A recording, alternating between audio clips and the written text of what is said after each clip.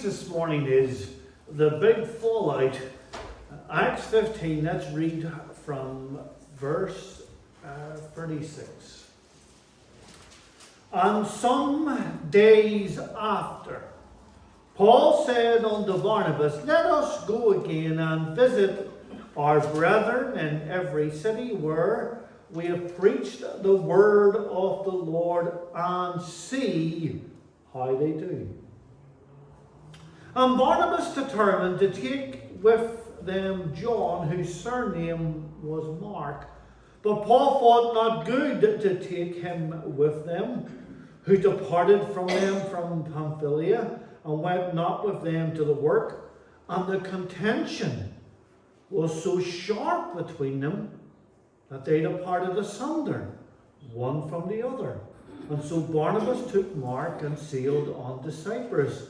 And Paul chose Silas and departed, being recommended by the brethren unto the grace of God. And he went through Syria and Cilicia, confirming the churches. Paul and Barnabas have a big fallout over whether Mark should accompany them as they head back out onto the mission field.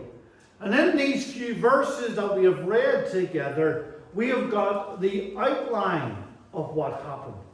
But of course, there is always more to the story. And life will certainly teach you the lesson. When situations happen before you, what you see and what you hear is but only the tip of the iceberg. The cause, the story of why something happens is that part of the iceberg that can't be seen because it's underneath the water. The enemy, of course, is at work here. The devil is fighting tooth and nail to prevent this missionary endeavors of these two apostles. The devil fought the Judaizers' insistence for the need for circumcision, and the strict following of the law of Moses would have derailed the church's mission. But the first church council at Jerusalem saw an end to that, with the leaders of the church making the correct decision for the way forward. These Judaizers were put in their place, as it were, but the devil knew they could be useful again. And this is what happens next. When these people brought about which came to an end, this big fallout between Paul and Barnabas. But first of all, the occasion of the fallout. From their return with the good news from the Jerusalem Council until now, we read in verse 36, it was some days. I think we all know a lot can happen in a few days. So much can change in a short period of time. We do not know the length of time that it was, but certainly a lot happened that we'll get into shortly. But after a period of time, Paul shows his shepherd heart, because verse 36, he wants to revisit the churches that they planted. And notice, to see how they do. Jesus said of himself in John 10, verse 11 and 12, I am the good shepherd. The good shepherd gives his life for the sheep. But a hireling, he who is not the shepherd, one who does not own the sheep, sees the wolf coming and leaves the sheep and flees. And the wolf catches the sheep and scatters them. Jesus said, the hireling flees because he is a hireling. But the shepherd stays because the shepherd cares for the sheep. True shepherds give their lives for the sheep. They care for them, running to them, not from them. And you know, it is very interesting. When our Master was reaffirming Peter for the mission and for ministry, in John chapter 21, remember, he asked him 3 times, do you love me? And our Master made so very clear to Peter what was expected for ministry. He told him, feed my lamb. Feed my sheep. You see, that's ministry. The feeding, the care, protection of the Lord's sheep and lambs. Do you know, there was a lot of pretenders in Paul's day who travelled through the land to propagate their ideology and gather followers. These pretenders were not interested in the followers themselves, but what they could get out of the followers. Paul's concern for these new converts that he has just planted the churches in really confirms the genuineness of his ministry. He is not in ministry for what he can get out of it. He's in ministry to give himself to them and for them, so he is. And you know, that is Paul.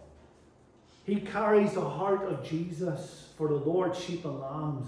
And that's a shepherd. Even when the sheep don't appreciate it, a true shepherd keeps on spending and giving their life for the sheep. It is Paul who said of this to the Corinthian church, to them. He said in 2 Corinthians 12 and verse 15, and connect this with what our Master said. The good shepherd gives his life. He spends his life. And Paul says here in 2 Corinthians 12 and 15, and I will very gladly spend and be spent for your souls. Hey? He loves them and he gives himself for them. And he continues, even the more abundantly I love you, the less I am loved. Hey, imagine that, church. Paul's given himself to them. Paul's loving them. And the more he loves them, the less they love him. That tells us, treasure those that love you. They're worth their weight. I was going to say in gold, but sawdust. They're worth their weight in sawdust, so they are. But let's get into it now. The background that led to this fallout. Here's the question. What is Mark doing here? That is the big pointer in the story. Remember, Mark had deserted Paul and his uncle Barnabas right at the start of that first missionary journey, returning home to Jerusalem. As we said previously, he connected with Peter, and it was Peter who took him under his wing, because Peter feared the Lord. Peter let the Lord down, and so here's Mark, who has likewise let the Lord down, and his uncle and Paul, and Peter takes him under his wing. And he starts journeying with Peter. He starts following Peter. So while Paul and Barnabas were completing that first missionary journey, Mark was on his own recovery journey, as it were, with Peter. Mark wrote a gospel under the inspiration, of course, only of the Holy Spirit, but also through his own personality. He's young. Action. That's why you read a Mark's gospel immediately, straight away. It's his personality. Do you know, it's like, you know people. Do you see that they haven't got a minute, they're always just on the go. That was Mark. Immediately, straight away. And he's describing. But also, he was also writing it also from the memory of Peter. Peter's gospel, in essence, is Mark's, because it's from what Peter was able to tell Mark about the life of Jesus. But of course, only through, and obviously, the inspiration of the Holy Spirit. Peter was a father figure to Mark. Spiritually, someone that even Peter writes about in 1 Peter 5 and 13. She who is Babylon, elect together with you, greets you, and so does Mark, my son. He calls him he's my son, because he took him under his wing. So Mark is accompanying Peter. And at some stage before what we have read happened, Peter with Mark find his way to Antioch. So that answers how he got there. Because he came with Peter. Because them two were tight. You need to turn to Galatians chapter 2. to see what happened next. Because Paul recounts what happened between him and Peter at Antioch, where this is all located. Antioch. To the church of Galatia in Galatians chapter 2. Now, the time of Galatians chapter 2 is uncertain, but it is some stage in time after the Jerusalem's council decision to let the Gentiles walk in freedom and remain Gentiles. And so Peter comes up himself to see how the church in Antioch, this Gentile church, is doing. And he obviously brings Mark with him. And Paul gets straight to it in Galatians 2 and verse 11. Now when Peter had come to Antioch, I withstood him to his face, because he was to be blamed. Adds your attention, doesn't it? Goes on. Why? Paul continues, verse 12. For before certain men came from James, he would eat with the Gentiles, but when they came, he withdrew and separated himself, fearing those who were of the circumcision. And the Greek has it, he was repeatedly withdrawing himself. He was repeatedly separating himself. It wasn't a one-off, it was a repeated action. So picture the scene. Peter comes up and sees the freedom of the Gentile Christians in Antioch. There's such wonderful unity, such that the church is made up of Jewish Christians and Gentile Christians, and everyone is sitting and eating together as one. There's no distinction between one or the other. It's not as if, well, the Jews or Jewish Christians are all sitting on the left-hand side of the church and the Gentile ones are over this side. No, they were all intermixed. They were all one. Now, of course, this would have never been the case in the Jerusalem church, because, well, for a start, there wasn't any Gentile Christians there. It was all Jewish Christians. And the Christians who were not Jewish, they would have converted to Judaism and then became a Christian. That would have been what would have been the makeup of the churches in Jerusalem. But obviously this is in the Gentile area, and therefore it's a completely different mix. So it is. And up here, the Jewish Christians aren't as, well, let me just use this expression because you'll understand what I mean. There are different types of brethren today. There are those who are really tight and those who are a bit more loose, if you can understand what I mean. Some wouldn't dare have any music at all. Other ones are okay with it. You can understand. And so therefore then, it's like, it's kind of a bit like that. These Christians up here, they're a lot more easier going than what the Jewish Christians would be in Jerusalem. And therefore then, they mix easy. And they're together, all as one. Because the Jewish Christians maintained their Jewish traditions of keeping separate from Gentiles. That would have been Jerusalem, but not here in Antioch. So Peter's enjoying the Christian liberty.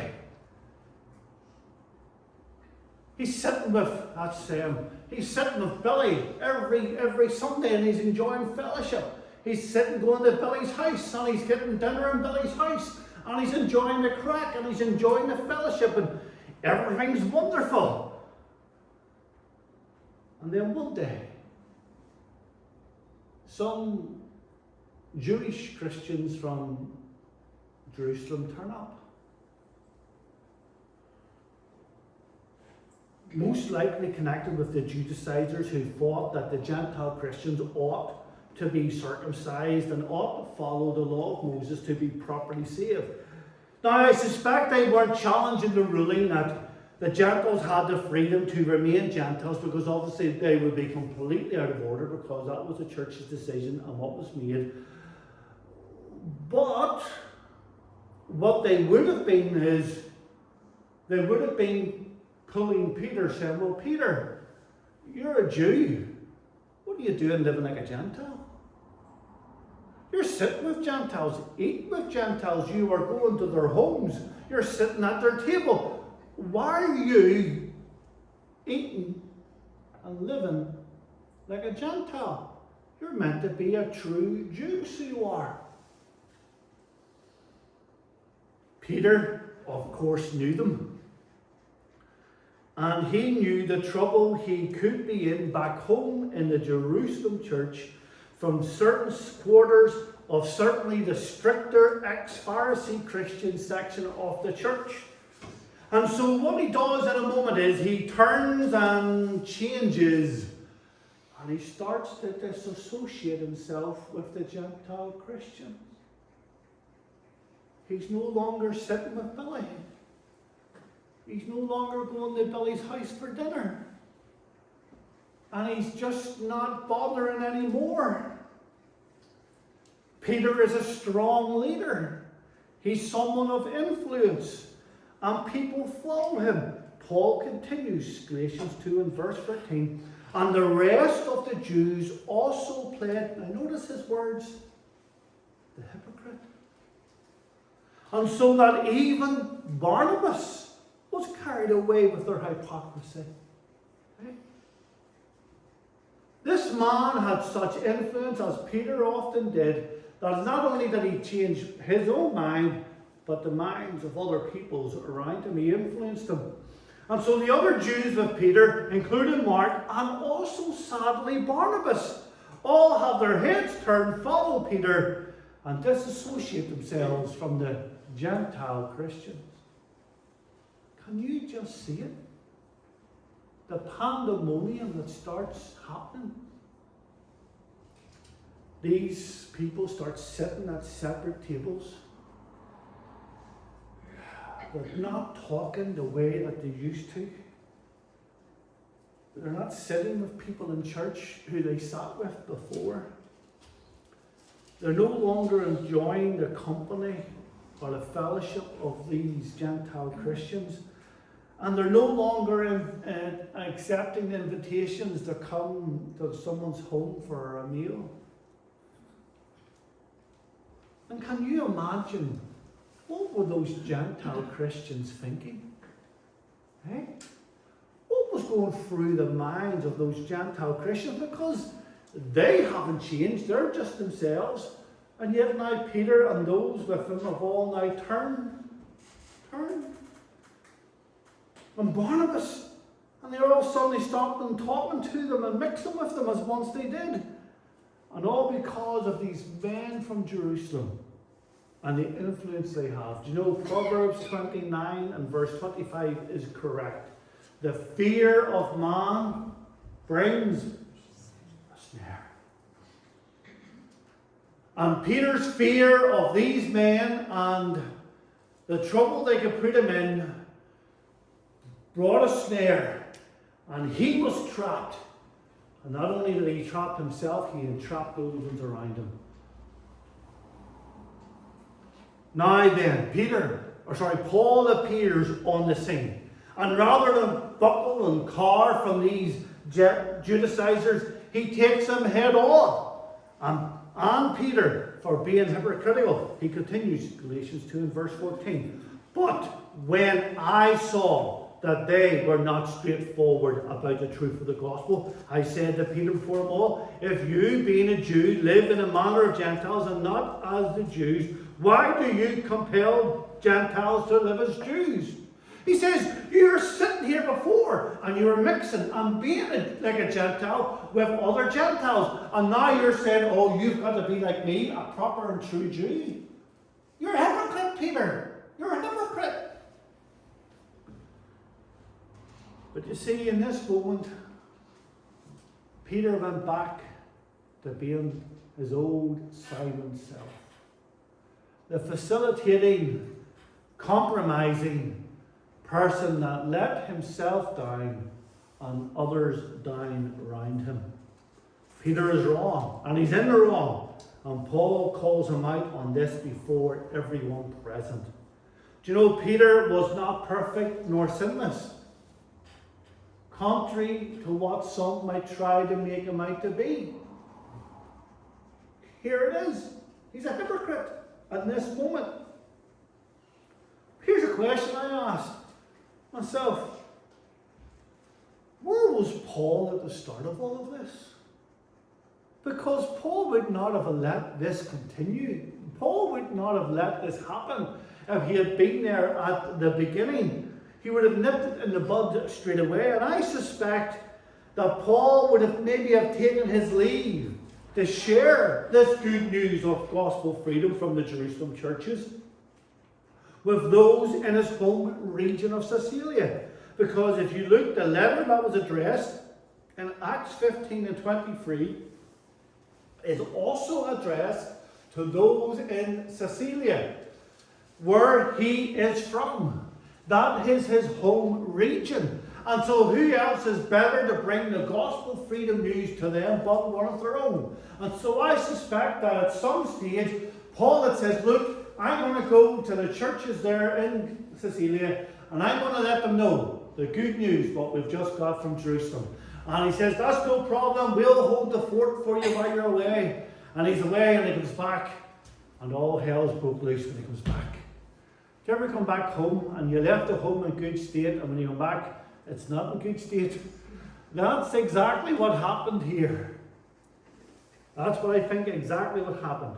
Because as I said, the Greek tense of that verse is that Peter was continuing to make excuses, continuing to withdraw himself, continuing to separate himself.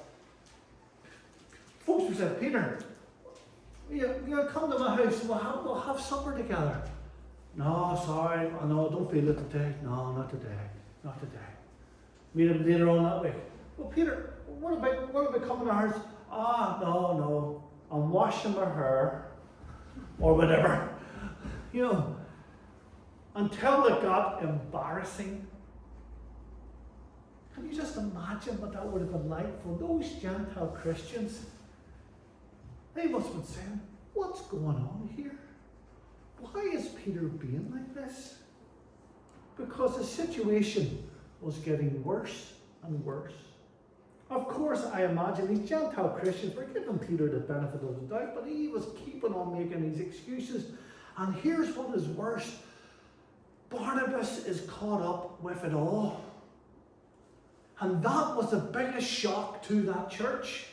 Because Barnabas, well, Peter is known to the church as an apostle, but he's the one from Jerusalem.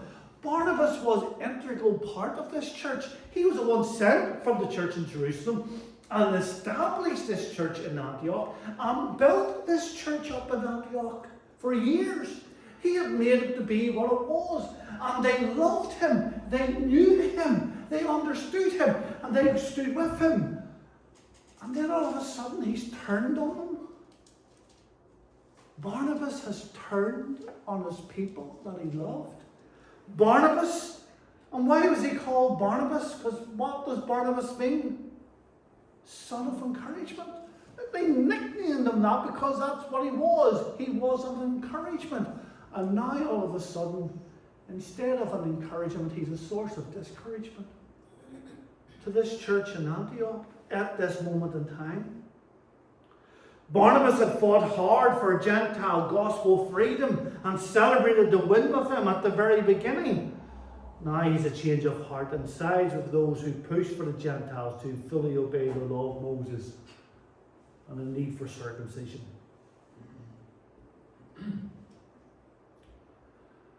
That's where when Paul says in 1 Corinthians 10 verse 12, it stands so true. Therefore let him who thinks he stands take heed, lest he fall.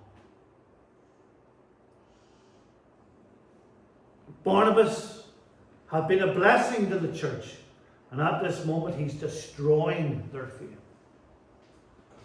Brother, sister, your faith, my faith, and our life can be such a blessing to so many people. But we need to keep a careful eye, lest we who are standing fall and actually then cause people to be discouraged because of the way that we get on. And that's why we need to maintain short accounts with God and short accounts with one another. That is so important.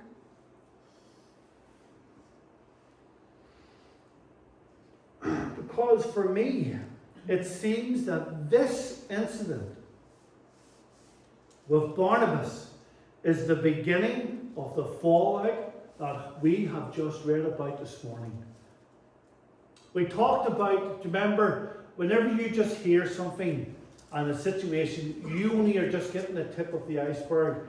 Everything of why that's a danger, of why it has happened, all lies underneath. And here is what lies underneath. Here is that iceberg, the rest of it underneath. When Barnabas followed Peter and turned against the Christians in Antioch by saying, well, yeah, this is the way you ought to be. You need to be like the Jews. The rot sets in now because Paul is troubled and questions Barnabas' judgment. He now questions Barnabas' judgment, especially because what is Mark to Barnabas? It's his uncle. What's the old saying? Love is thicker than water. And so Paul says, I'm not sure now. I'm not sure about this. And so this is the background as to why they felt like it's complete. But here are some quick lessons as a close. Number one, the power of influence. The power of influence. We live today where there are influencers all around us, especially online. My goodness gracious me. And there are literally people whose job it is to be an influence. They're paid. They're paid to be an influence. And so they're online and with maybe Facebook and all different social media, and all they're doing is they're promoting. This is the wonderful thing. This thing is the best thing since sliced bread. Oh, my life has so much changed because of this. But they're paid to do it. They don't tell you how much they're paid for it. Because anybody's opinion that is bought is not neutral. Anybody's opinion that is bought is not neutral. And that is the danger that we have, because the sad thing is there's so many people who have a couple of hundred, maybe a couple of thousand followers, and suddenly now, and you hear of them, I've heard the stories of people that go in and saying yeah, I want to stay in your hotel, and I'm going to promote it on my page, and I'm going to get you so many people to come in through your door. And the reality is that there's been a shift in terms of marketing budgets, that instead of the old adverts, is what we're all used to, they're putting money into people who are then going to go out and get them more people to come in through the door and buy whatever it is. The power of influence. We know about it, especially with young people, with respect of peer pressure. And the peer pressure to do, to be, to look, all of that there, so very real.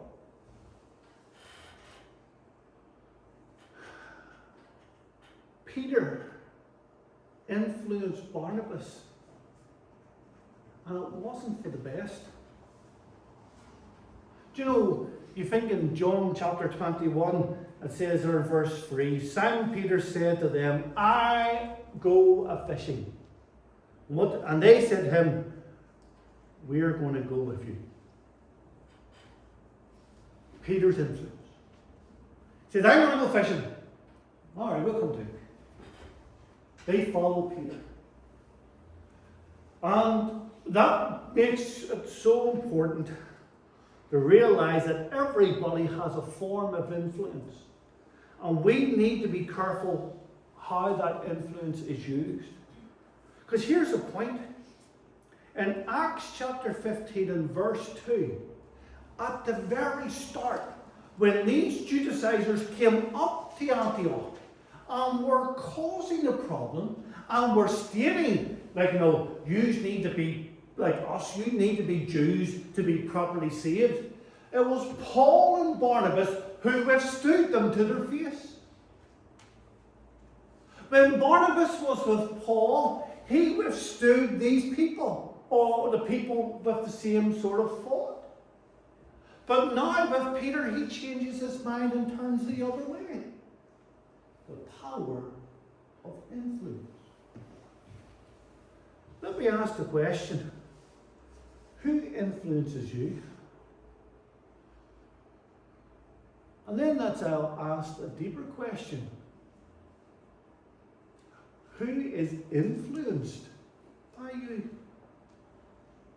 And what influence is that? Is it for good or not good? Because each of us have influence. Let's make sure that that influence is used for right, because there is such power in it. Number 2, stay close to the right people. As I said, Barnabas with Paul withstood them strong. Not a problem. But with Peter, different result.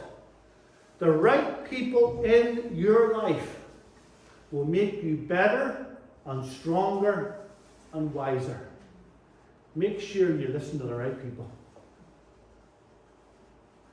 It was Solomon's son Rehoboam who, when he came to the throne, was asked by those of Israel, look, under your father made our life difficult.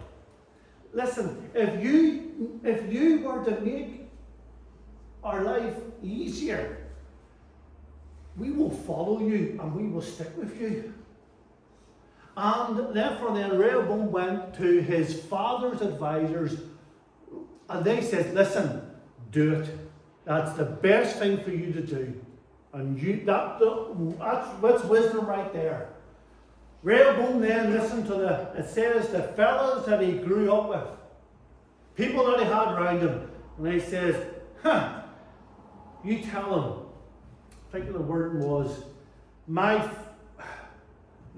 finger will be thicker than Solomon's thigh. You thought it was hard under Solomon, you haven't seen nothing yet. We'll make your life 10 times harder if you don't do what you need to do. And what happened then? All of Israel split. Bang, 12 tribes. There's nothing for us here. But if he had listened to the wiser older men, sometimes men have a little bit of wisdom. All the men said. Sometimes. Sometimes. If I had listened to the older men, they would have got that wisdom. But can you see the right people? You've got to be careful who you let in, because what you let in is what you become. Listen, the company you keep is the company you become. Birds of a feather flock together. Careful who you let in to your life. And thirdly and lastly, relationships need constant work. You know, we really cannot take for granted anyone or the relationship that we have with them. Because human nature is such, and what it is, it's so easy to drift away from someone that you love and respect, and sadly you could lose them. Paul and Barnabas, the relationship was damaged here. And it needn't have been if Barnabas had been sticking closer to Paul. And that's where our relationships need constant work, constant investment. Because those whom you have and you cherish, well, you've got to invest in, so that therefore then it keeps being good and fresh. There was a fallout between Paul and Barnabas. There's what happened and how it happened. Let us learn ourselves and realize the real power that influence has. May God bless His word to us. Amen.